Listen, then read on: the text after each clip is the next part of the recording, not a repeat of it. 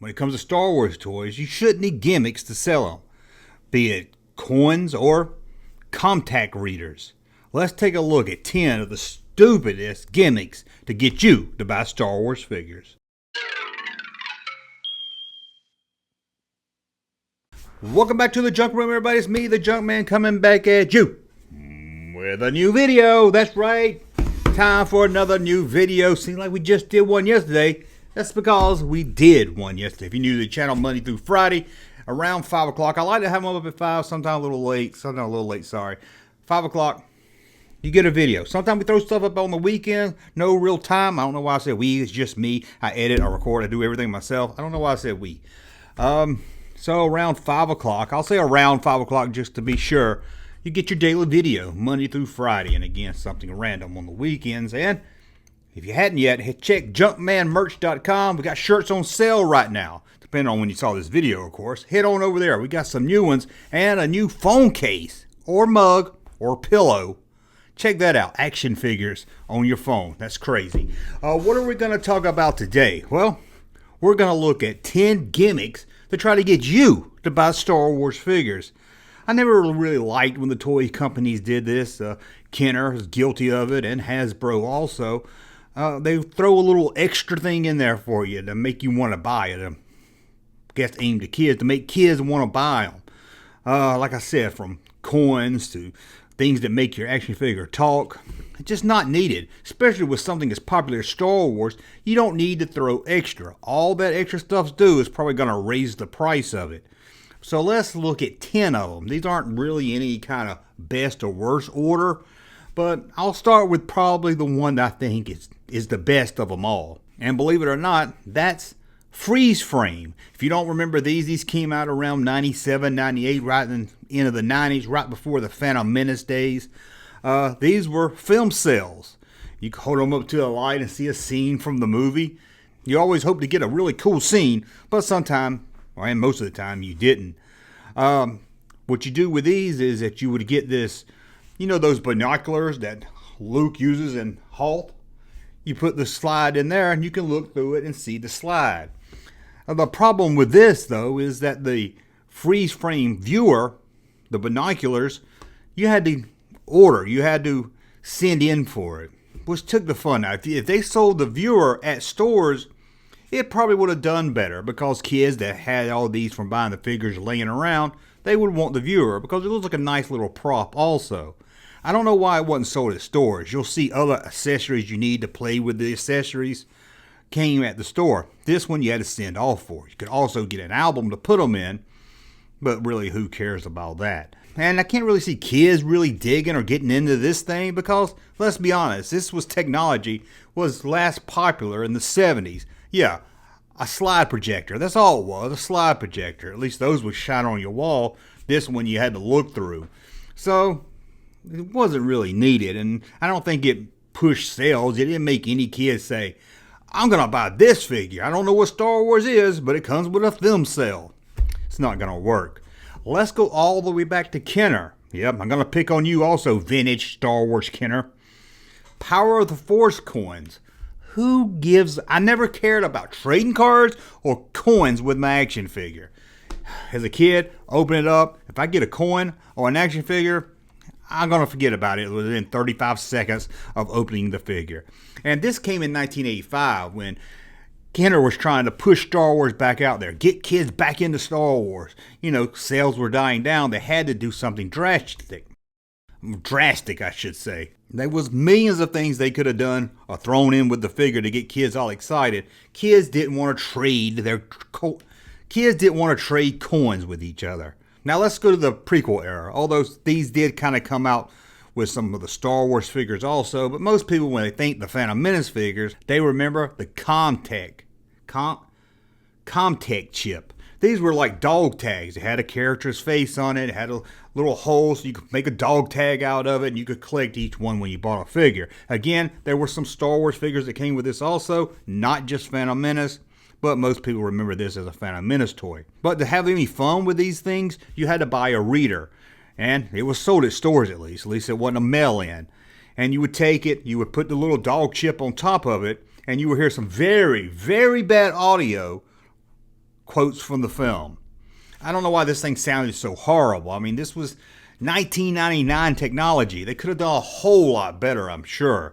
I'm Queen Amidala. This is my decoy, my loyal bodyguard. I remember the readers being sold on clearance at stores for years after these toys came out. In fact, I got one at Kmart, and they gave me money for buying it. I'm not joking here. I had a coupon. It was already on clearance, and I had a coupon. And then after I went up there and gave them the coupon and everything, I got like $1.75 back.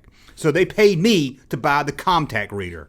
That's how horrible this thing was. Now, a few years before they did that, they did Flashback Photo. This was a piece of cardboard with plastic around it, and it was kind of like a 3D pop-up book. You know, you pull the little lever down and the image would pop up, or sometimes it would be like a slide. You would pull it down, it would be like blinds. You would see maybe you would see maybe Darth Vader. You would pull down the little lever. You could even do it in the package, which kind of made it fun. You didn't have to buy it to figure out how it worked. But you pull down the little sleeve, but you pull down the lever, and Darth Vader becomes young Anakin Skywalker. Or let's see, I think Princess Leia, you pulled it down, it became Queen Amidala. An old Obi-Wan figure, or I had a picture of old Obi-Wan, pull it down, it becomes Ewan McGregor. It was stupid. Again, you don't need to do extra stuff to sell Star Wars figures. Another thing that came with figures that was unneeded was Jedi Force Link. What was it?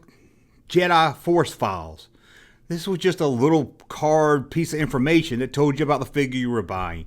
Most of the time you throw a bio on the back of the card, that's enough. But here you got details of what the species was, their race, their sex, what they identified as, whatever.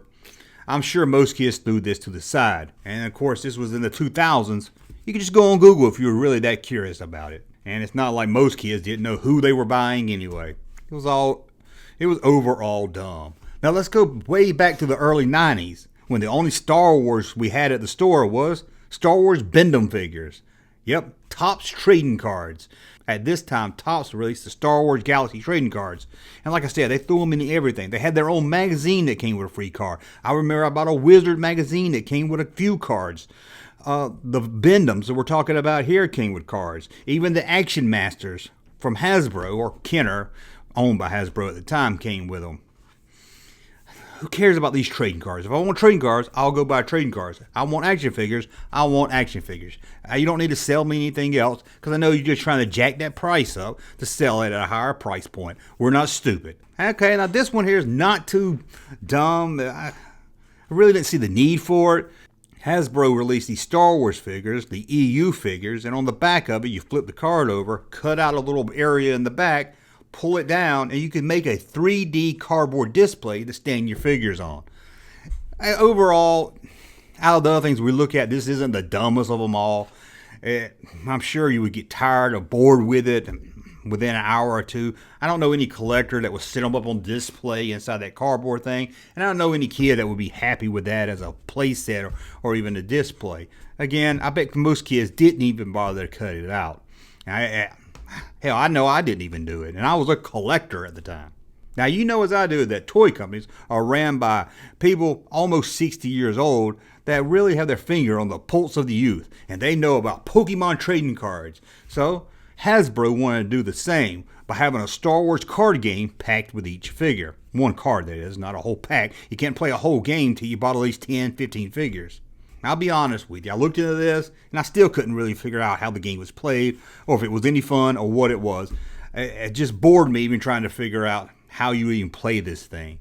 So let's skip that one and get on to extra Force gear. Now these were from The Force Awakens. These were little accessories you would hook to the figure, kind of like a deluxe figure. You know, Han Solo with some kind of jetpack, Stormtrooper with some kind of, I don't know, just something you hook to the back, a glider or something.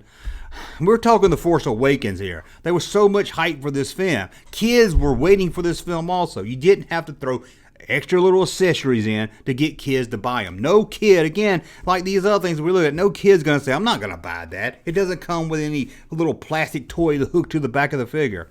It was stupid. I don't know anyone that even bought these and actually used these little accessories. The collectors that displayed them, threw them away because they wasn't in the movie. Never saw a kid. I bought my kid a couple of these figures, and he never even took that out of the little bubble. Didn't care at all. It's stupid. Now, we talked about the Commlink, and you think Hasbro would have learned that lesson trying to get figures to talk, but they didn't. They released Force Link. Again, this was kind of like what they did in 1999. Now, I say that this came with the figures, but this one was a little different because it came in the figure. So you wasn't buying it just to get this, but you would buy a little extra piece, hook it to your arm, put the figure near it, and the figure would talk. Hey, they're action figures. You're supposed to use your imagination. You don't need to have quotes from the movie. Now, if you have an action figure, you push the button on to make it talk. That's kind of cool. But an extra little piece on your arm while you're trying to lay around on the floor and play with your action figures. No kid is going to do that. Have 20 figures out. Stand each figure by his arm. I don't know who the marketing geniuses was that came up with this one. Again, it's Star Wars. You don't need to throw anything extra. Just sell it as Star Wars figures. And that's a look at 10 gimmicks that came along with Star Wars figures to try to get more money from you, when all they had to do is make some decent looking figures that you can find at a store and you'll buy them. You don't need all this extra crap. Kids or adult collectors, we don't need this extra crap. We just need good figures. That seemed like I went through 10 of them fast. Anyway, let me know in the comments below. Maybe you know another toy line that came with gimmick stuff. I would love to do a follow-up video, but I'm not sure about some other toy lines. So if you know of any other stupid gimmicks that came with figures just to get you to buy them, put in the comments below and tell me out of these which one you liked or which one did you hate. Those contact readers, did you like hearing your figures talk? What about the 3D cardboard display? Did you ever use that? Let me know all that and more in the comments below. And as always, thumb up so I know you like my content. Subscribe to the channel and we'll talk again soon. Junkman. Thank you, sir, for that unsolicited testimony.